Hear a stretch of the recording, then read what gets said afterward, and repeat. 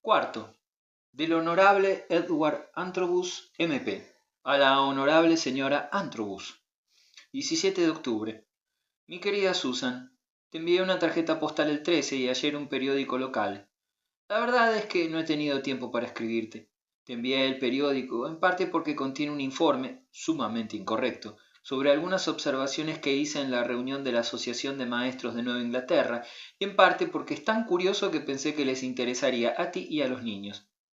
Recorté algunas partes que creí inconveniente que los niños vieran. Lo que queda contiene los tramos más importantes. Por favor, señala a los niños la peculiar ortografía que probablemente ya habrá sido adoptada en Inglaterra para cuando ellos estén crecidos, las divertidas rarezas de las expresiones, etc. Algunas de ellas son intencionales. Habrás oído hablar del festejado humor norteamericano, etc. Recuérdame de paso, a mi regreso a Tisleton, que te dé algunos ejemplos de él. Otras son inconscientes y quizás por eso mismo las más divertidas. Señálales a los niños las diferencias en la medida en que tú misma estés segura de percibirlas. Debes disculparme si estas líneas no son muy legibles. Las escribo a la luz de una lámpara del tren que cascabelea sobre mi oreja izquierda. Solo en raros momentos encuentro tiempo para indagar en todo lo que me gustaría. Dirás que este es, en verdad, un momento muy raro, cuando te cuente que estoy en la cama, en un vagón dormitorio. Yo ocupo la litera superior, te explicaré los detalles cuando vuelva a casa. En tanto, la de abajo es el lecho. Los sacudones son espantosos. De una dama desconocida. Te sentirás muy ansiosa por esta explicación, pero te aseguro que es la costumbre del país. Me aseguran que una dama puede viajar de esta manera por toda la Unión de los Estados, sin perder su reputación. Si ella ocupase la litera superior, presumo que sería distinto, pero debo hacer averiguaciones sobre este punto. Ya sea por el hecho de que una misteriosa criatura del sexo opuesto reposa tras el mismo cortinado, o por las sacudidas del tren que vuela por el aire con el mismo movimiento del hilo de un cometa, la situación es de algún modo tan anómala que no logro dormir. Una rejilla de ventilación se abre justo sobre mi cabeza y un vivaz chiflón, mezclado con una llovizna de hollín, atraviesa este ingenioso orificio. Te describiré su forma a mi regreso. Si hubiese ocupado la litera inferior habría tenido toda una ventanilla para mí y, alzando la persiana, un trámite seguro en la alta noche, habría podido, a la luz de una luna extraordinariamente brillante, ver un poco mejor lo que escribo. Se me ocurre, sin embargo, la pregunta, en ese caso, ¿la dama que duerme debajo de mí habría ascendido a la litera superior? Ya conoces mi vieja propensión a las investigaciones contingentes. Por lo que he visto, me inclino a pensar que sencillamente ella me habría pedido que le cediera mi propia cucheta. En este país las damas exigen todo lo que quieren. De ser así, supongo, yo hubiese tenido una vasta visión del país, el cual, según lo que vi antes de acostarme, mientras se acostaba la susodicha señora, ofrecía una extensión desigual, salpicada por pequeñas casas de madera que, a la luz de la luna, parecían cajas de cartón. No he podido saber, con la precisión que desearía, quiénes ocupan esas modestas residencias, porque son demasiado pequeñas para ser el hogar de terratenientes como los nuestros. Aquí no hay campesinado y en Nueva Inglaterra, porque todo el cereal viene del lejano oeste, no hay granjeros ni labriegos. La información que uno recibe en este país tiende a ser bastante contradictoria, pero estoy decidido a indagar a fondo este misterio. Ya he notado una multitud de hechos concernientes a los puntos que más me interesan: cómo operan los consejos escolares, la coeducación de los sexos, la elevación del nivel de las clases inferiores, la participación de estas últimas en la vida política. La vida política, en verdad, está casi totalmente limitada a la clase media baja y al segmento superior de la clase inferior. En algunas de las grandes ciudades, en verdad, el orden más bajo participa considerablemente, una frase muy interesante a la que dedicaré mayor atención. Es muy gratificante ver cómo el interés por los asuntos públicos infiltra a tantos estratos sociales, pero la indiferencia de la clase alta es un hecho que no debe tomarse a la ligera. Podría objetarse, por cierto, que no hay aristocracia, y que todavía no he encontrado un personaje del tipo de Lord Bottomley, un tipo que, me siento en libertad de decirlo, lamentaría ver desaparecer de nuestro sistema inglés, si se lo puede llamar sistema, donde tantas cosas obedecen al crecimiento de fuerzas ciegas e incoherentes. No obstante, es evidente que una clase ociosa y lujosa existe en este país y que está menos exenta que la nuestra del reproche de preferir una comodidad sin gloria al avance de ideas liberales. Esa clase aumenta aquí rápidamente y no estoy seguro de que el crecimiento indefinido del espíritu diletante, unido a una gran fortuna pródigamente derrochada, sea un bien sin reparos, aun en una sociedad donde la libertad de desarrollo ha obtenido muchos triunfos interesantes. El hecho de que ese grupo no esté representado en la clase gobernante es quizás tanto el resultado de los celos con que es visto por los trabajadores más empeñosos, cuanto de su propia, no me atrevo tal vez a aplicar un término más contundente, liviandad.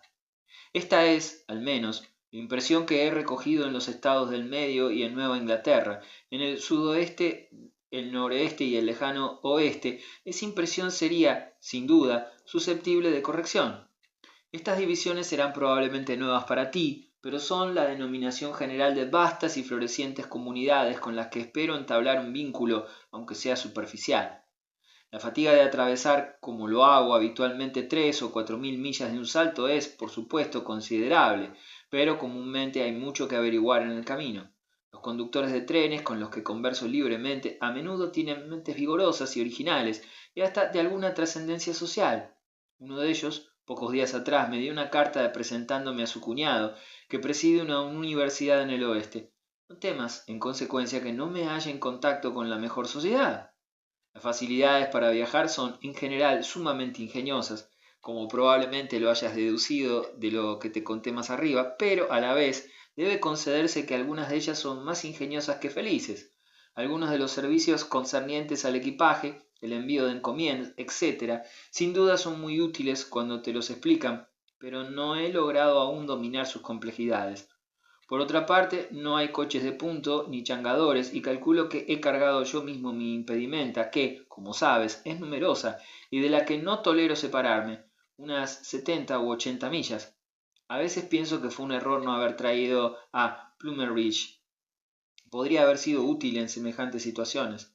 Por otra parte, se hubiera presentado la ardua cuestión: ¿quién llevaría la maleta de Plummeridge? Él habría sido inútil, sin duda, para acomodar y cepillar mi ropa y alcanzarme la bañera. Viajo con una gran bañera de latón. No se las encuentra en las posadas, y el transporte de este receptáculo presenta, a menudo, las más insolubles dificultades. También a menudo es causa de considerables trastornos al llegar a las casas particulares, donde la servidumbre tiene modales menos reservados que en Inglaterra, y para decirte la verdad, en este momento, no estoy seguro de que la bañera viaje conmigo en el tren. A bordo del tren. Es aquí la frase consagrada, alusiva al zarandeo y traqueteo de la cadena de vagones, tan similares a los de un barco en la tormenta. Como estaba a punto de preguntar, sin embargo, quién le llevaría a Plummeridge su bañera y se ocuparía de sus pequeñas comodidades. No podríamos hacer muy bien nuestra presentación al llegar a casa de quienes nos albergaran con dos de los artefactos mencionados, aunque en lo referido a uno solo de ellos me asiste el valor, diría, de la costumbre de toda una vida. Difícilmente se esperaría que los dos compartiésemos la misma bañera, aunque hubo ocasiones en mis viajes, no veo el modo de ocultarlo, en que Plummeridge hubiese tenido que sentarse a la mesa a cenar conmigo. Esta contingencia lo hubiera perturbado muchísimo y en conclusión fue sin duda más sensato dejarlo en la puerta del restaurante Mersey, tocándose respetuosamente el ala del sombrero. Nadie se toca aquí el ala del sombrero, y aunque este sea indudablemente el signo de un orden social más avanzado, confieso que cuando vea de nuevo al pobre Plummeridge ese pequeño gesto familiar, familiar quiero decir tan solo en cuanto a lo repetido, me dará una considerable satisfacción. Por lo que te cuento, verás que la democracia no es una simple palabra en este país y podría darte muchas más pruebas de su universal reinado. Esto es, sin embargo, lo que vinimos a ver y, en la medida de la ocasión adecuada, admirar, aunque en modo alguno esté seguro de tener esperanzas de establecer, en un lapso apreciable, un cambio correspondiente a la trama algo rígida de los modales ingleses. Ni siquiera estoy preparado para afirmar que semejante cambio sea deseable. Sabes que este es uno de los puntos en que no me veo yendo tan lejos como Lord B. Siempre he sostenido que hay un cierto ideal social de la desigualdad, tanto como de igualdad, y si, en general, encuentro a las personas de este país bastante iguales, no estoy seguro de hallarme preparado para ir tan lejos como para decir que, en conjunto, son todos iguales. Disculpe este espantoso borrón. El movimiento del tren y la precaria índole de la luz, cercana a mi nariz y muy ofensiva, hubieran acabado, me alabo a mí mismo, hace rato, con la paciencia de un decidido diarista. Para lo que no estaba preparado era el considerable sentimiento aristocrático que repta bajo esta sencillez republicana. En varias ocasiones he sido el confidente de esas románticas pero engañosas vaguedades cuyo baluarte parece ser la ciudad imperial, nombre dialectal de Nueva York. En muchos sitios se me ha asegurado que, al menos en esa ciudad, están maduros para una monarquía, y si uno de los hijos de la reina Victoria viniera aquí y lo conversara, se encontraría con el más alto estímulo. Esta información me fue comunicada en forma estrictamente confidencial, detrás de puertas cerradas. Mucho me recordó los sueños de los antiguos partidarios de Jacobo II, cuando le enviaban mensajes al rey a través del mar. Dudo, sin embargo, de que estos menos disculpables visionarios sean capaces de procurarse los servicios de un pretendiente, pues temo que, en tal caso, éste se encontraría con una mucho más fatal batalla de Culloden. Como te dije, he dedicado mucho tiempo al sistema educativo y he visitado no menos de 143 escuelas y universidades. Es extraordinaria la cantidad de personas que se educan en este país y, sin embargo, al mismo tiempo, el talante de la población es menos educado de lo que uno esperaría. Pocos días atrás una dama me describió a su hija como siempre en movimiento, lo que entendí como una manera jocosa de decirme que a la joven le gustaba mucho hacer visitas. Otra señora, la esposa de un senador, me informó que si yo iba a Washington en enero, me la pasaría mucho en la corriente. Le pregunté por el significado de la expresión, pero su explicación la volvió bastante ambigua. Decir que estoy en movimiento describe muy adecuadamente mi propia situación. Ayer fui a la escuela secundaria de Poquannock para oír a 57 muchachos y jovencitas recitar al unísono una muy notable oda a la bandera estadounidense, y poco después asistí a un almuerzo de damas donde estaban presentes unas 80 o 90 representantes de su sexo. Había un solo individuo con pantalones, los que, dicho sea de paso, aunque traje una docena, están poniéndose bastante ajados. En los Estados Unidos los hombres no participan de estos almuerzos en los que las señoras reunidas en gran número conversan sobre temas religiosos, políticos y sociales. Estos inmensos simposios femeninos, provistos de todas las exquisiteces, son uno de los rasgos sorprendentes de la vida estadounidense, y parecerían probar que los hombres no son tan indispensables en el esquema de la creación como ellos suponen a veces. Fui admitido por ser inglés, tan solo para mostrarme a algunas de nuestras brillantes mujeres. Brillante significa aquí intelectual. Percibí en verdad muchas frentes intelectuales. Estos curiosos condumios se organizan a partir de la edad.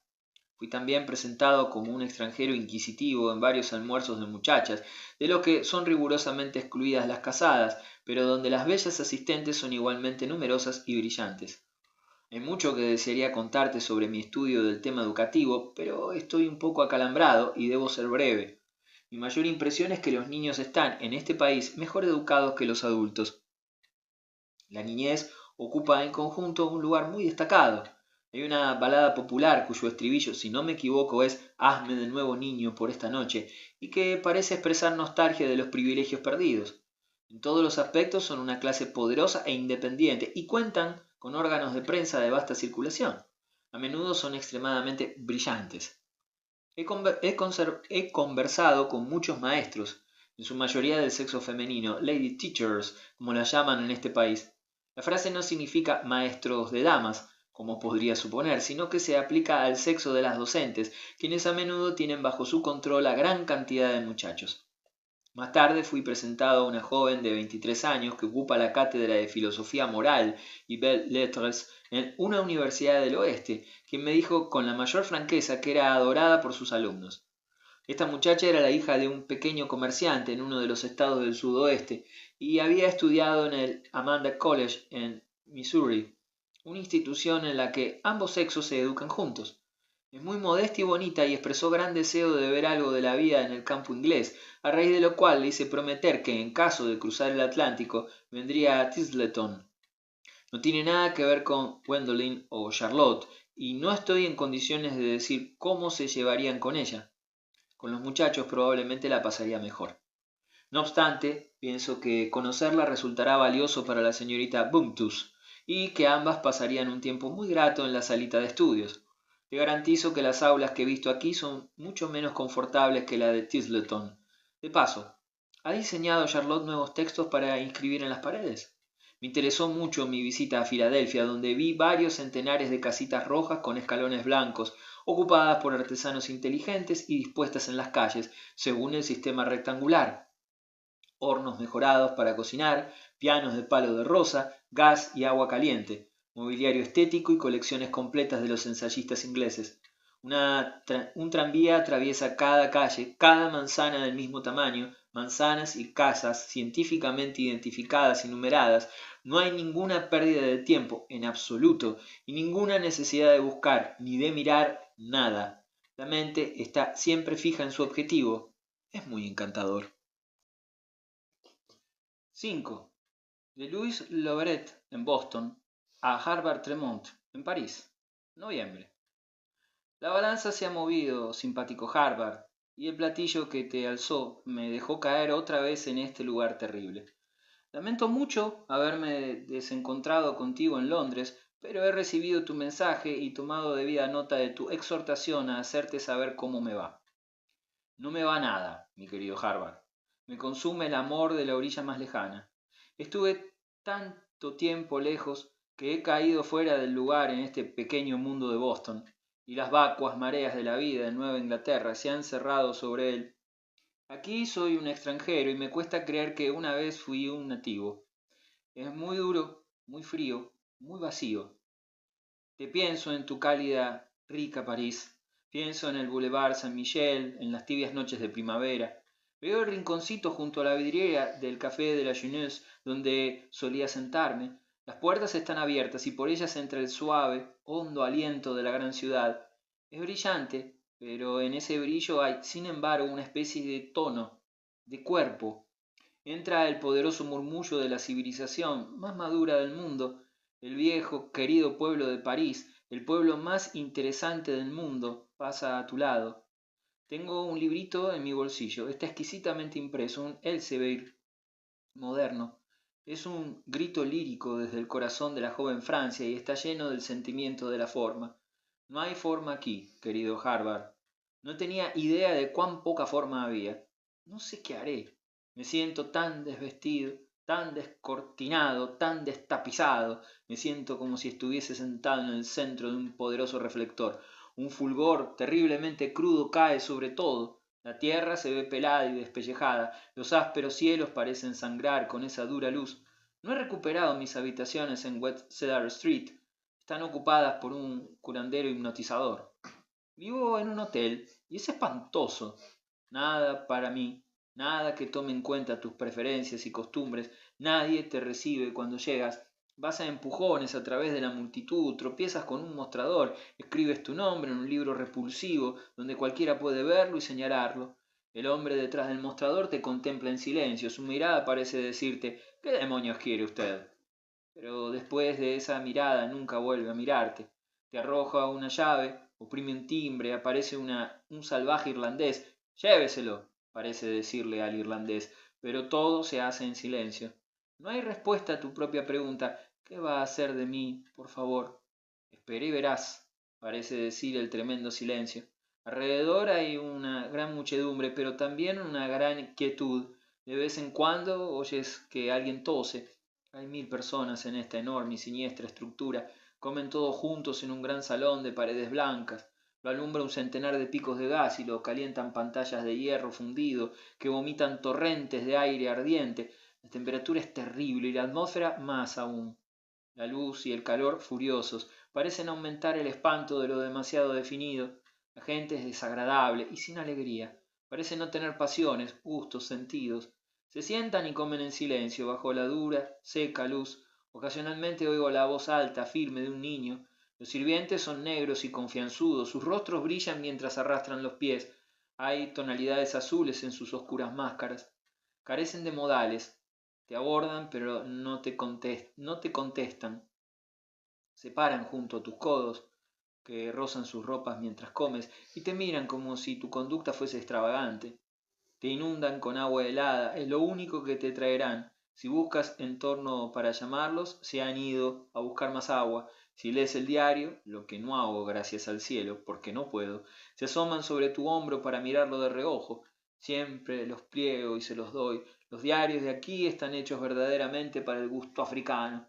Hay largos corredores surcados por rachas de aire caliente. Por el medio de ellos se desliza una niñita pálida en patines. ¡Fuera de mi camino! Aúlla al pasar. Tiene moños en su cabello y volados en su vestido. Está haciendo el tour del inmenso hotel. Pienso en Puck, que ceñía la tierra en 40 minutos, y me pregunto qué diría mientras volaba, raudo. Un camarero negro me sobrepasa en la marcha. Lleva una bandeja que me incrusta en la espina dorsal. Está cargada con grandes jarras blancas que tintinean a su paso, y reconozco el consabido líquido. Morimos de agua helada, de aire caliente, de gas. Me siento en mi habitación pensando en estas cosas. Mi habitación, que es una cámara de tortura. Las paredes son blancas y están desnudas, brillan bajo los rayos de una horrible araña imitación bronce, pendiente del centro del cielo raso. Arroja una porción de sombra sobre una mesita con tapa de mármol blanco, cuya superficie soporta en este momento la hoja de papel en que te escribo, y cuando me voy a la cama, me gusta Harvard leer en la cama, se convierte en un objeto de burla y tormento. La araña cuelga a alturas inaccesibles, me mira a la cara, lanza la luz sobre las tapas de mi libro, pero no sobre la página, el pequeño Elsevier francés que tanto amo. Me levanto y apago el gas, y entonces mi cuarto se ilumina más que antes. Una cruda luz, procedente del vestíbulo de la habitación vecina, se derrama a través de las banderolas que coronan ambas puertas de mi habitación. La luz cubre mi cama, donde me revuelco y gruño, golpea atravesando mis párpados, la acompañan los más groseros aunque los más humanos sonidos. Salto para pedir alguna ayuda, algún remedio, pero no hay timbre, y me siento desolado y débil. Tan solo hay un extraño orificio en la pared por el cual el viajero en desgracia podría transmitir su llamado. Lo lleno de sonidos incoherentes y sonidos aún más incoherentes me llegan en respuesta. Por fin entiendo su significado. Parecen ser una severa indagación. Una voz hueca, impersonal. Desea saber lo que quiero y la pregunta misma me paraliza. Quiero todo y sin embargo no quiero nada. Nada que esa áspera impersonalidad pudiera darme. Quiero mi rinconcito de París. Quiero el rico, hondo, oscuro, viejo mundo. Quiero estar fuera de este lugar horrible. Pero no puedo confiar todo eso a este tubo mecánico. Sería inútil. Una risa burlona vendría de la recepción. Imagínate, llamando en estos sagrados, íntimos momentos a una recepción. Imagínate, pidiendo al espacio indiferente una vela, una cortina. Pago incalculables sumas en esta horrible casa y sin embargo no tengo un sirviente que se ocupe de mí. Me desplomo de vuelta en mi cama y durante largo tiempo después el orificio en la pared emite extraños murmullos y sonidos. Parece insatisfecho, indignado. Evidentemente me regaña por mi vaguedad. Mi vaguedad realmente, querido Harvard. Odio su espantosa organización. ¿No es esto bastante definido? Me pides que te cuente a quién veo y lo que pienso de mis amigos. No tengo muchos. No me siento en absoluto en comunicación. La gente es muy buena, muy seria, muy devota de su trabajo, pero hay una terrible ausencia de variedad en los tipos. Cada uno es el señor Jones, el señor Brown, y luce como el señor Jones o el señor Brown. Son estrechos, están diluidos en el gran baño tibio de la democracia. Carecen por completo de identidad, le falta bastante modelado. No, no son hermosos, mi pobre Harvard. Debe decirse en un susurro que no son hermosos. Puedes decir que son tan hermosos como los franceses o los alemanes, pero no coincido contigo. Los franceses, los alemanes, tienen la mayor de todas las bellezas, la belleza de su fealdad, de lo raro, de lo grotesco. Esta gente no es ni siquiera fea, tan solo son sin gracia. Muchas de las chicas son bonitas, pero ser únicamente bonita es, a mi criterio, carecer de gracia. No obstante, he tenido una que otra charla. Vi a una mujer, estaba en el barco, y la vi después en Nueva York. Un tipo peculiar, una verdadera personalidad, mucho color y, sin embargo, mucho misterio. No era de este país, era una mezcla de cosas lejanas, pero estaba aquí, como yo, en busca de algo. Nos encontramos y por el momento eso fue suficiente. Ahora la he perdido y lo lamento porque le gustaba escucharme. Se ha ido, no la volveré a ver. Le gustaba escucharme, casi llegaba a comprender. 6. De Monsieur Gustave Lejeune, de la Academia Francesa, a Monsieur Adolphe Bouchy, en París. Washington, 5 de octubre. Te entrego mis pequeñas notas. Tendrás que disculpar el apuro. los malos albergues, la perpetua confusión, el mal humor. Por doquier la misma impresión, la trivialidad de la democracia sin equilibrio, intensificada por la trivialidad del espíritu comercial, todo en una escala inmensa, todo ilustrado por millones de ejemplos. Mi cuñado está siempre ocupado, tiene citas, inspecciones, entrevistas, disputas. La gente es, al parecer, increíblemente aguda en la conversación, en la argumentación. Te esperan en silencio, en un rincón del camino, y de repente descargan su revólver. Si caes, te vacían los bolsillos. La única alternativa es dispararles primero. Todo eso sin preliminares, sin atenciones, sin modales, sin cuidado de las apariencias. Vagabundeo mientras mi cuñado está ocupado. Discurro a lo largo de las calles, me detengo en las esquinas. Je regarde passer les femmes. Es un país fácil de ver. Uno ve todo lo que hay. La civilización está a flor de piel. No tienes que excavar. Esta burguesía positiva, práctica, pujante, está siempre ocupada en sus negocios. Vive en la calle, en el hotel, en el tren. Uno está siempre dentro de una multitud. En el tranvía viajan 75 personas. Se sientan en tu regazo, se paran sobre los dedos de tus pies. Cuando quieren pasar, sencillamente te empujan. Todo en silencio. Saben que el silencio es oro y ellos adoran el oro. Cuando el conductor te pide el importe, te da muy serio un empujón sin una palabra. En cuanto a los tipos, son todos variaciones de lo mismo, pero hay uno solo, el viajante de comercio, pero sin alegría. Las mujeres son a menudo hermosas, te encuentras con las jóvenes en las calles, en los trenes, en busca de un marido. Te miran francamente, fríamente, juzgándote para ver si sirves, pero no desean lo que tú imaginas. Du moins un mal sûr. Tan solo quieren el marido. Un francés podría equivocarse, necesitan asegurarse de estar en lo correcto, y yo siempre me aseguro. Empiezan a los 15, la madre las deja sueltas, dura el día entero, con un intervalo para comer en una pastelería, a veces sigue durante 10 años. Si para entonces no han encontrado marido, abandonan la cacería, dejan el lugar a las novicias porque la cantidad de mujeres es inmensa. No hay salones ni sociabilidad, ni conversación. La gente no recibe en casa. Las jóvenes deben buscar marido donde pueden. No es una desgracia que no lo encuentren. Muchas nunca lo han hecho. Siguen andando por ahí, solteras, por la fuerza de la costumbre, por el amor al movimiento, sin esperanzas, sin rencor. No hay imaginación ni sensibilidad, ni deseo por el convento. Hemos hecho varios viajes, pocos a menos de 300 millas, trenes enormes, enormes vagones con camas y lavatorios y negros que te cepillan con un gran escobillón, como si cepillaran un caballo. Movimientos altos, un ruido ensordecedor, una muchedumbre que se ve horriblemente cansada, un chico que pasa y repasa arrojando panfletos y golosinas en tu regazo. Tal es un viaje en los Estados Unidos. Hay ventanillas en los vagones, inmensas como todo lo demás, pero no hay nada para ver. El país es un vacío, ni rasgos típicos, ni objetos, ni detalles, nada que te muestre que estás en un lugar y no en otro. O si no estás en un lugar, estás en todos lados, en cualquier parte. El tren va a 100 millas por hora, las ciudades son todas iguales, casitas de 10 pies de alto, o bien otras grandes de 200 pies. Tranvías, postes de telégrafo, enormes letreros, agujeros en el pavimento, océanos de lodo, viajantes de comercio, jovencitas en busca de marido. Por otro lado, ni mendigos ni cocot. No que sean visibles, al menos. Una mediocridad colosal, excepto, me dice mi cuñado, en el rubro máquinas, que son magníficas. Naturalmente, nada de arquitectura. Hacen casas de madera y de hierro, de arte, de literatura, de teatro. Habría algunos de sus libros, mas ils ne se les aiment pas lire. No hay forma, ni sustancia, ni estilo, ni ideas generales. Parecen escritos para niños o para jovencitas. Los de mayor éxito son los cómicos, de baja estofa. Estos venden en centenares de ediciones. He ojeado algunos de los más vantés, pero para saber que son divertidos debes estar prevenido. De Placetier, de Croque-Mort. Tienen un novelista con pretensiones literarias que escribe sobre la cacería del marido y las aventuras de los norteamericanos ricos en nuestra vieja y corrompida Europa, donde su candor primitivo avergüenza a los europeos, c'est proprement écrit, pero es terriblemente desteñido.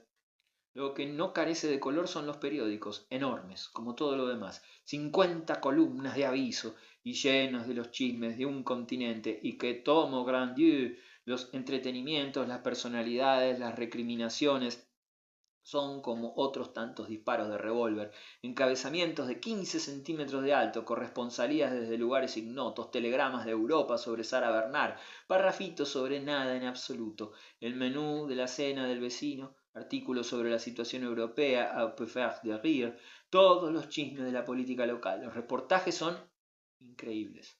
Los entrevistadores me persiguen a diestro y siniestro.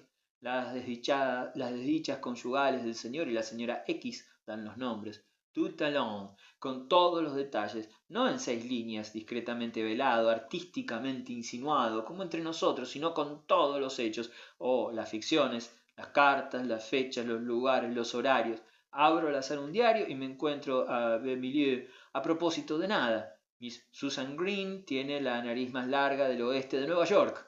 La señorita Susan Green, je me resigne, es una celebrada autora y los estadounidenses tienen la reputación de malcriar a sus mujeres. Las malcrían a coup de poing. He visto el interior de pocas casas. Nadie habla francés, pero sí los diarios dan una idea de las mœurs domésticas. Las mœurs deben ser curiosas. El pasaporte fue abolido, pero han impreso mis señas particulares en estas hojas, quizás para las jovencitas en busca del marido. Una noche fuimos al teatro. La obra era francesa, no hay otras, pero la actuación era norteamericana, demasiado norteamericana. Nos fuimos en la mitad.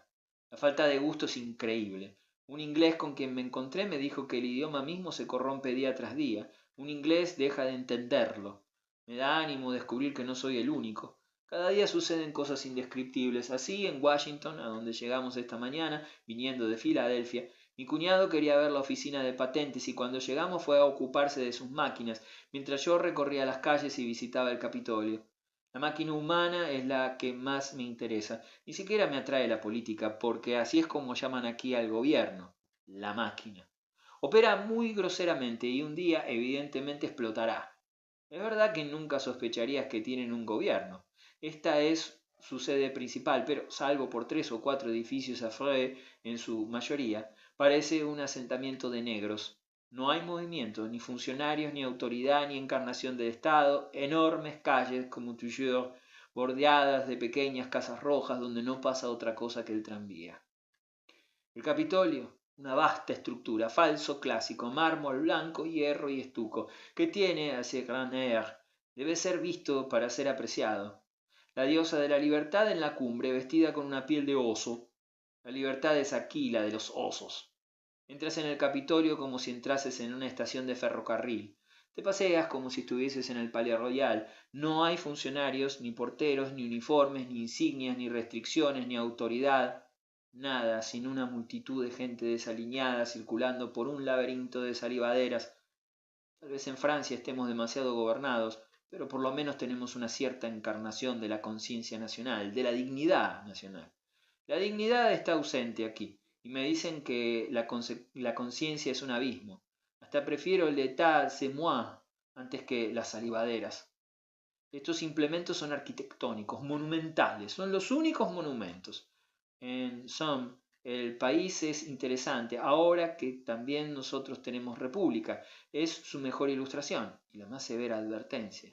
Es la última palabra en democracia y esa palabra es chatura. Es muy grande, muy rica y perfectamente fea. Un francés no podría vivir aquí porque la vida para nosotros es, después de todo, en el peor de los casos, una suerte de apreciación.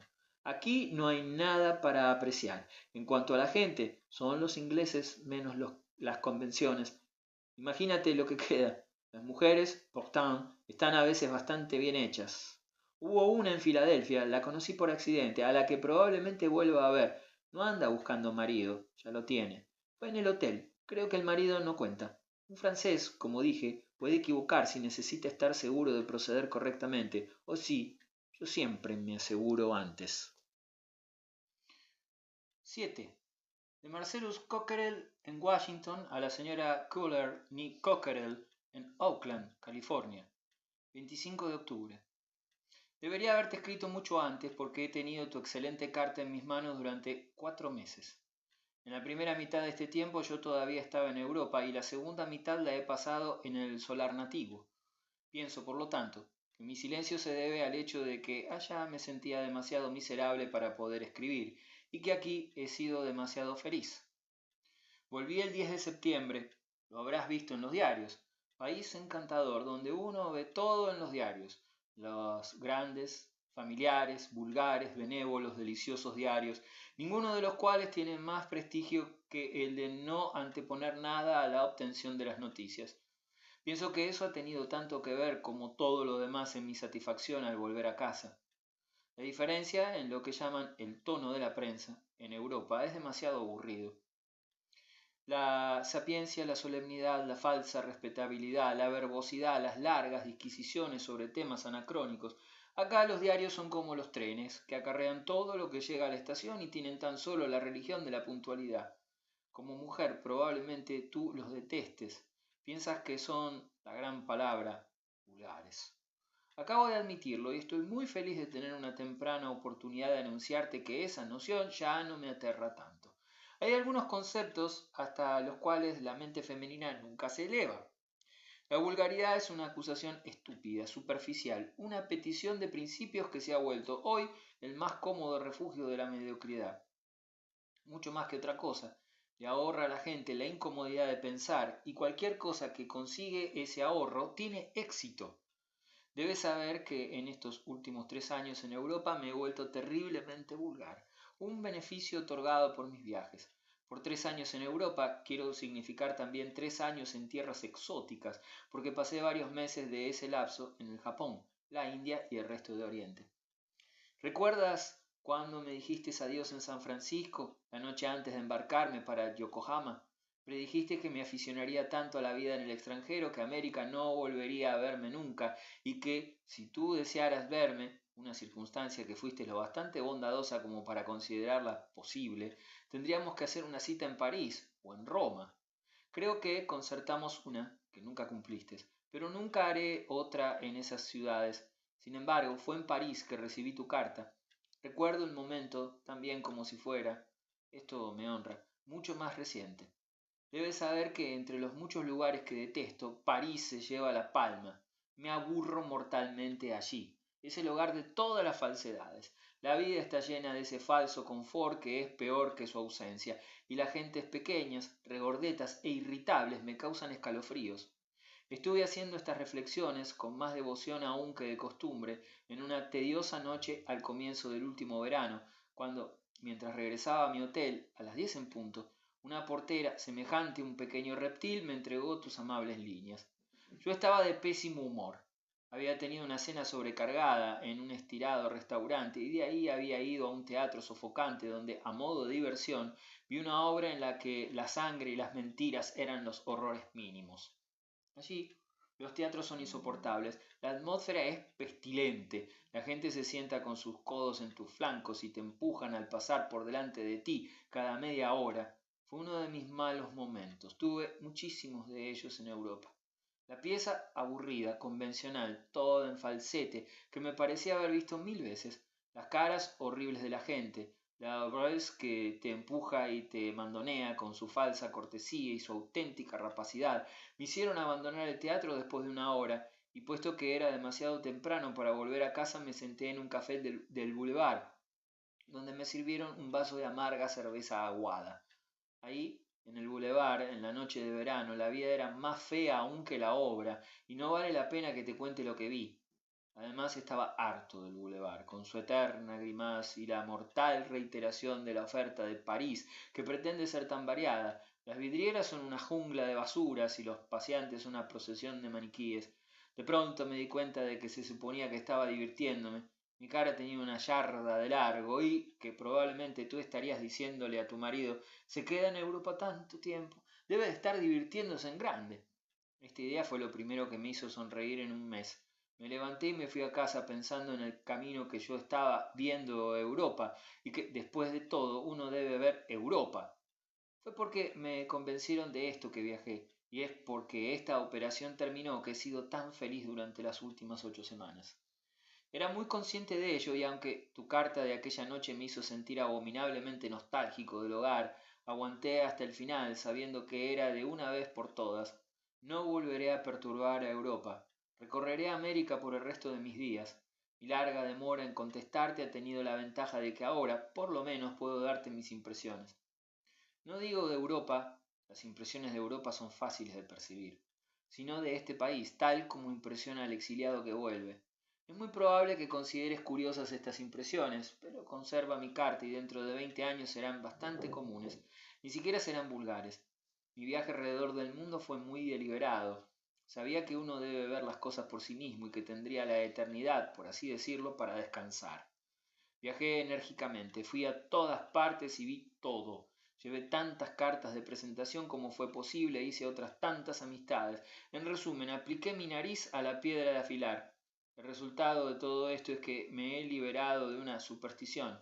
Tenemos tantas que una menos, quizás la mayor de todas, hace una auténtica diferencia en nuestro bienestar.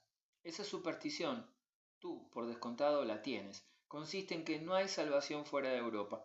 Nuestra salvación está aquí, si tenemos ojos para verla, e incluye también la salvación de Europa, esto es, si Europa ha de ser salvada, cosa que dudo.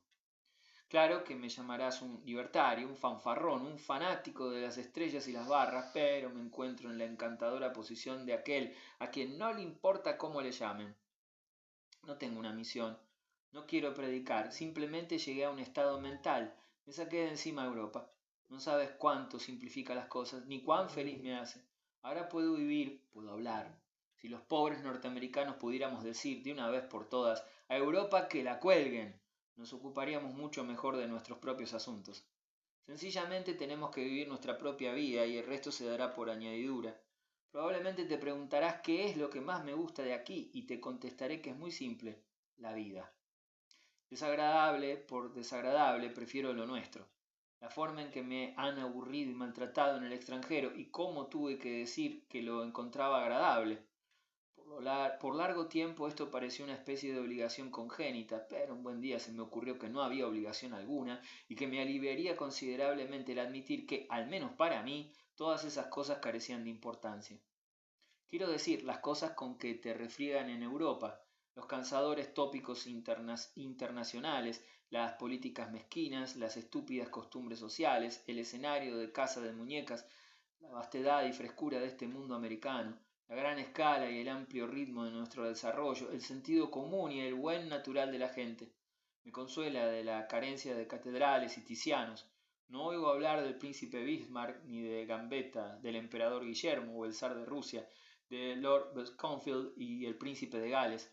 Solía cansarme tanto de las peroratas de Bismarck, sus secretos y sorpresas, sus misteriosas intenciones, sus declaraciones de oráculo. Se burlan de nosotros por nuestra política de partidos, pero ¿qué son todos los celos y rivalidades europeos, sus armamentos y sus guerras, sus rapacidades y sus mutuas mentiras, sino la intensificación del espíritu de partido? ¿Qué interés importante? ¿Qué idea? ¿Cuál necesidad humana está involucrada en cualquiera de esas cosas? Sus grandes, pomposos ejércitos alineados en largas filas tontas, sus alamares de oro, sus saludos, sus jerarquías, parecen un pasatiempo infantil. Acá hay un sentido del humor y de la realidad que se burla de todo eso. Sí, nosotros estamos más cerca de la realidad, más cerca de lo que ellos jamás lograrán estar. Las cuestiones del futuro son cuestiones sociales que los Bismarck y los Beaconsfield temen mucho ver solucionadas, y la visión de una fila de altivos magnates manteniendo a sus pueblos como su propiedad privada y haciendo teatro para impresionarse mutuamente con plumas y sables nos resulta una mezcla de lo grotesco y lo abominable. ¿Qué nos importa de las mutuas impresiones de potentados que se divierten sentándose sobre la gente? Esas cosas son asunto suyo y deberían encerrarlos en un cuarto oscura para que se arreglen entre ellos. Una vez que uno siente, estando aquí, que los grandes problemas del futuro son sociales, que una poderosa marea está arrastrando al mundo a la democracia y que este país es el mayor escenario en que ese drama pueda ser representado, los temas de moda en Europa parecen mezquinos y parroquiales. Allá hablan de cosas que nosotros ya hemos puesto en orden hace mucho tiempo, y la solemnidad con que te proponen sus pequeños problemas domésticos abre una ancha grieta en nuestro buen natural.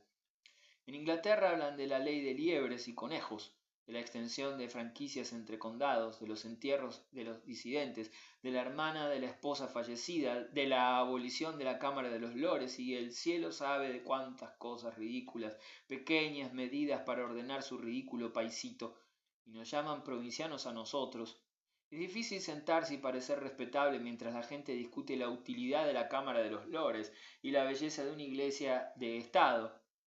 Y tan solo en una civilización anticuada y rancia encontrarás a quienes se ocupen de esas cosas. La levedad y limpieza de la atmósfera social es el mayor alivio en esta parte del mundo.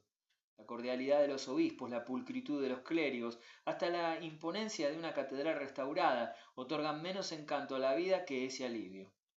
Yo solía enfurecerme con los obispos y los clérigos, con la falsedad de todo ese asunto, de la cual todos eran conscientes, pero estaban de acuerdo en no denunciar, porque se verían muy comprometidos. La conveniencia de la vida aquí, los acuerdos rápidos y sencillos, la ausencia de espíritu rutinario, son un bendito cambio del estúpido estiramiento contra el que luché durante 2 largos años. Había gente con espadas y con decoraciones que solía mandonearme para las más simples gestiones de la vida. Tenía que hacer reverencias a un funcionario inflado. Cuando se trataba de que yo hiciera algo distinto de los demás, el funcionario inflado boqueaba como si lo hubiera golpeado en el estómago. Necesitaba tomarse una semana para pensarlo. Por otra parte, es imposible tomar a un norteamericano por sorpresa. Se avergüenza de confesar que carece del ingenio para hacer algo que otro hombre ha tenido el ingenio de pensar. Además de ser tan bueno como su vecino, tiene por lo tanto que ser igualmente sagaz. Esto es algo que aflige solo a la gente temerosa de que su vecino sea más sagaz. Si esta eficiencia general, junto con el amor al conocimiento, no es la verdadera esencia de una elevada civilización, no sé qué es una elevada civilización. Sentí este mayor alivio en mi primer viaje en tren. Sentí la bendición de viajar en un tren dentro del cual podía moverme de acá para allá, donde podía estirar las piernas, ir y venir, donde tenía un asiento y una ventanilla para mí, donde había mesas y sillas, comida y bebida, los mezquinos, pequeños compartimientos de los trenes europeos en los que estás atascado en un rincón con las rodillas dobladas frente a una hilera de hombres, la mayoría de ellos ofensivos que te miran fijamente a la cara durante 10 o más horas, fueron parte de mi ordalía de 2 años. La manera amplia y suelta en que se hacen las cosas aquí es un placer, en todas partes. En mi hotel de Londres solían venir el sábado a preguntarme qué quería cenar el domingo, y cuando pedí una hoja para escribir me la pusieron en la cuenta. La mezquindad, la avaricia, la perpetua expectativa de una propina solían exasperarme. Por supuesto que conocía mucha gente agradable, pero, puesto que te escribo a ti y no a ellos, puedo decirte que tendrían terriblemente a ser obtusos. La imaginación entre la gente que veo aquí es más flexible. Y luego tienen la ventaja de un horizonte más amplio. No está limitado al norte por la aristocracia inglesa y al sur por el escrutinio electoral. Confundo un poco los países, pues no vale la pena distinguirlos. La ausencia de pequeños cálculos convencionales, de pequeños secos prejuicios, es un inmenso alivio. Somos más analíticos, más discriminadores, más familiarizados con las realidades. En cuanto a modales, en todas partes hay malos modos, pero una aristocracia es la organización de las malas maneras.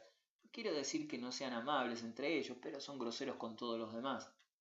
La visión de todos estos millones que aquí prosperan ocupándose solo de sus asuntos me impresiona más que todos los botones dorados y las pecheras acolchadas del viejo mundo. Y hay un cierto vigoroso tipo de norteamericano, práctico. Se lo encuentra de preferencia en el oeste, que no fanfarronea como yo no soy práctico, sino que calladamente siente que lleva el futuro en sus entrañas. Un tipo al que admiro más que a cualquier otro que haya conocido en tus países predilectos. Por descontado que insistirás en las catedrales y los ticianos, pero hay un pensamiento que te ayuda a prescindir de ellos, el pensamiento de que, si bien aquí hay mucha simpleza, hay muy poca miseria, poca sordidez, poca degradación. No hay una clase social que golpee sistemáticamente a las esposas y no existen esos campesinos obtusos de los que se necesitan muchos para hacer un noble europeo. El pueblo es aquí más consciente de las cosas, inventa, acciona, responde por sí mismo. No está atado. Hablo de cuestiones sociales. Por la autoridad y la jerarquía, poco a poco tendremos todos los ticianos y nos traeremos varias catedrales. Si quieres tenerlo mejor, harás bien en quedarte aquí. Por supuesto, soy un yanqui vociferante, pero me llamarías así aunque yo dijera lo mínimo, de modo que hago lo que quiero y digo lo máximo. Washington es el lugar más divertido y por lo menos aquí, en la sede del gobierno, uno no está hipergobernado. En realidad no hay gobierno alguno de qué hablar, y eso parece demasiado bueno para ser verdad. El primer día en que estuve aquí fui al Capitolio y me llevó tiempo entender que tenía tanto derecho a estar allí como cualquiera, y que todo este magnífico monumento, de paso es magnífico, es realmente de mi propiedad. En Europa uno no llega a semejante conclusión y mi espíritu había sido quebrantado en Europa. Las puertas estaban abiertas de par en par, caminé por todas partes, no había porteros, ni funcionarios, ni lacayos, ni siquiera un agente de policía. Parecía raro no ver un uniforme, aunque más no fuera como un toque de color. Pero aquí no se gobierna con librea. La ausencia de esas cosas resulta rara. Al principio te parece que te falta algo, imaginas que la maquinaria se ha detenido, pero no es así. Sin embargo, es tan solo que trabaja sin fuego ni humo. Al cabo de 3 días, esta simple impresión negativa, esto es que no hay ni soldados ni espías, sino únicamente sencillas chaquetas negras, empieza a afectar la imaginación, se vuelve vívida, majestuosa, simbólica. Termina por ser más impresionante que el mayor desfile militar que vi en Alemania. Claro que soy un yanqui vociferante, pero uno debe esgrimir un gran pincel para copiar a un gran mundo. El futuro está aquí, por supuesto, pero no es solo eso. El presente también está aquí. Te quejarás de que no te doy noticias personales, pero es que soy mucho más modesto respecto de mi persona que de mi país. Pasé un mes en Nueva York y mientras estuve allí vi con mucha frecuencia a una chica bastante interesante que viajó conmigo en el barco y con la cual durante un día o dos pensé que me gustaría casarme, pero no debo hacerlo. Europa la ha echado a perder. 8. De la señorita Aurora Church en Nueva York a la señorita Whiteside en París. 9 de enero. Le conté a tu padre, después de que desembarcamos, mi convenio con mamá, que yo dispondría por 3 meses de mi libertad y que si al cabo de ese lapso no hubiera hecho buen uso de ella, se la devolvería. Pues bien, el plazo se cumple hoy, y mucho me temo que no he hecho buen uso. En realidad no la usé para nada, en absoluto. No me he casado, que es lo que mamá pretendía de nuestro pequeño acuerdo. Intentó durante años casarme en Europa sin dote, y puesto que nunca, en la medida de mi conocimiento, pudo ni siquiera acercarse a esa meta, finalmente pensó que si lo dejaba a mi cargo, tal vez yo lo haría mejor. Por cierto que no pude hacerlo peor. Bien, querida mía, lo hice muy mal. Esto es, no lo hice, en absoluto. Ni siquiera lo intenté. Tenía la idea de que aquí este asunto se resolvería solo, pero no ha sido así. No diré que estoy disgustada por no haber visto en general a alguien con quien me gustaría casarme. Aquí, cuando te casas con alguien, se espera que lo ames, y no he visto a nadie que me gustaría amar. No sé por qué razón, pero no he pensado en ninguno de ellos. Quizás sea porque pensé algo imposible y sin embargo conocí gente en Europa con la que me habría gustado casarme. Es verdad que casi siempre estaban casados con otra. Lo que me disgusta es, simplemente, tener que devolver mi libertad. No deseo especialmente casarse, y en verdad deseo, sí, hacer lo que quiera, como lo he venido haciendo este último mes. De todas maneras, lo siento por la pobre mamá, porque no ha sucedido nada de lo que ella deseaba que sucediera. Para empezar, no somos tenidas en cuenta ni siquiera por los Rook, que han desaparecido de esa extraña forma que tiene aquí la gente, que parece fumarse del mundo. No hemos causado sensación alguna. Mis nuevos vestidos no cuentan para nada, aquí los hay mejores. Nuestros estudios filológicos e históricos no interesan. Nos han dicho que tal vez nos iría mejor en Boston, pero por otra parte mamá ha oído que en Boston la gente se casa solo con sus primos. Luego, mamá está fuera de sí porque el país es extremadamente caro y nos hemos quedado sin dinero. Más aún, ni me he fugado con nadie, ni he sido ofendida, ni se ha hablado mal de mí, ni, que yo sepa, se han deteriorado mis modales o mi carácter, de modo que mamá se equivocó en todas sus predicciones. Creo que hubiese preferido que me ofendieran, pero he sido tan poco ofendida como adorada. Aquí no te adoran, tan solo te hacen creer que lo harán.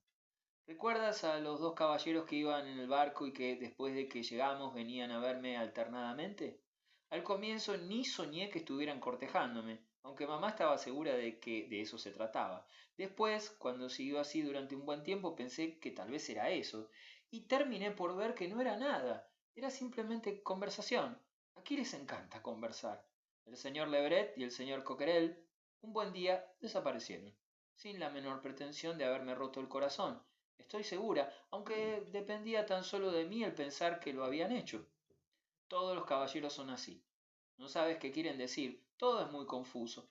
La sociedad parece consistir en una suerte de inocente ruptura de compromisos matrimoniales. Pienso en suma que estoy un poco frustrada. No me refiero al hecho de no casarme, sino a la vida en general. Al comienzo parece tan diferente que esperas que sea muy excitante y luego descubres que después de todo, cuando has salido sola durante una semana o dos y paseado con un caballero en un buggy, eso es todo lo que hay, como dicen aquí. Mamá está muy disgustada al no encontrar más cosas que rechazar. Ayer admitió que una vez que más o menos te has instalado, el país ni siquiera tiene el mérito de resultar odioso. Esto tiene algo que ver, evidentemente, con su repentina propuesta, 3 días atrás, de que deberíamos irnos al oeste. Imagínate mi sorpresa ante semejante idea proviniendo de mamá. La gente de la pensión, que, como siempre, desea enormemente sacársela de encima, le ha hablado del oeste y ella lo ha tomado como una especie de desesperación. Verás, tenemos que hacer algo, sencillamente no podemos quedarnos aquí. Nos estamos arruinando a toda velocidad y, por así decirlo, no estamos casándonos. Quizás sea más fácil en el oeste, será más barato por lo menos, y el país tendrá la ventaja de ser más odioso.